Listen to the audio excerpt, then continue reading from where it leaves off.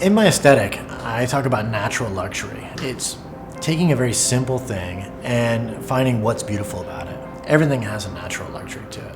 Whatever its texture, its light, its color. We just want to bring that out in a kind of a pure way and emphasizing that with the lighting.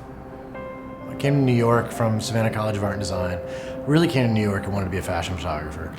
Very soon after I got here, I found out I really didn't want to be a fashion photographer. And it really wasn't the crazy lifestyle or what was going on. It was more about the details in the set and what was going on in the background. And that attention to detail just really, is what brought me in. As a still life photographer, whatever your product is, if it's something specific that you have reminiscent memories of, if it's something that just begged for morning, I wanted to be able to create that morning light.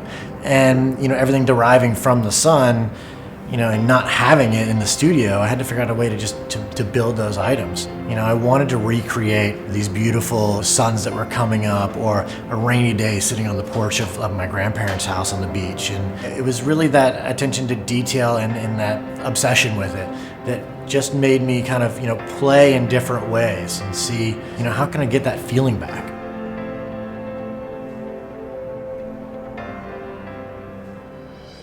Today we're here to shoot a chocolate cake recipe, and it's one of those things that if you can master well, you can put to use in a few different ways, and it's something that would impress people around you with putting a little bit of effort into it. With my wife Susan and I working together on House of Brinson, it's kind of a fun relationship. During the day, she's a design director for a branding and design firm, and I'm a photographer. So in a sense, she's almost on the client side for me. And between the both of us, we can spitball concepts back and forth, see what's working, what's not. It's almost like having like a private client in my house that I kind of get to pick their brain. And then she also, on the other hand, gets to see her visions come out in reality through my photography.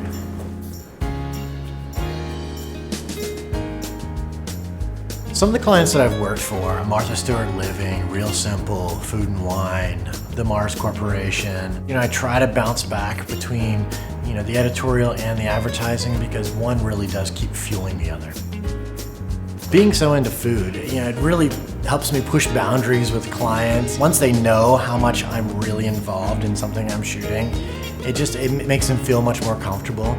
Sometimes with the knife tattoos or a nice bouquet garni on your arm is a little easy entryway into letting them know this, but it allows me to talk to clients on a much more educated level.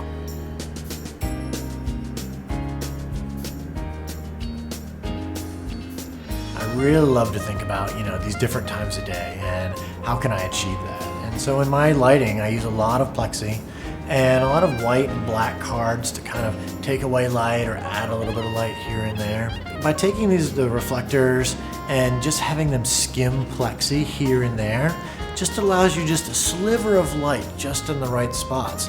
And bringing in the black cards, can do anything from taking you to that first break at dawn in the morning to even like a 2 o'clock where kind of like a hazy light, kind of comes about. Just allows me to build that time of day. When I'm building my light, I really like it to be emotional. I want it to be in a way that, some sort of memory for me. I want it to feel like not such a controlled space, not that it's so tabletop. I really like to go for the darker, moodier, just more intense, lighting situations. I love to have those bright highlights, but even the deepest, darkest spots in the photograph, I want them to have a little bit of texture and be readable, but have that mood there that you almost want to fall into, and it feels so textural no matter what part of the situation you're in.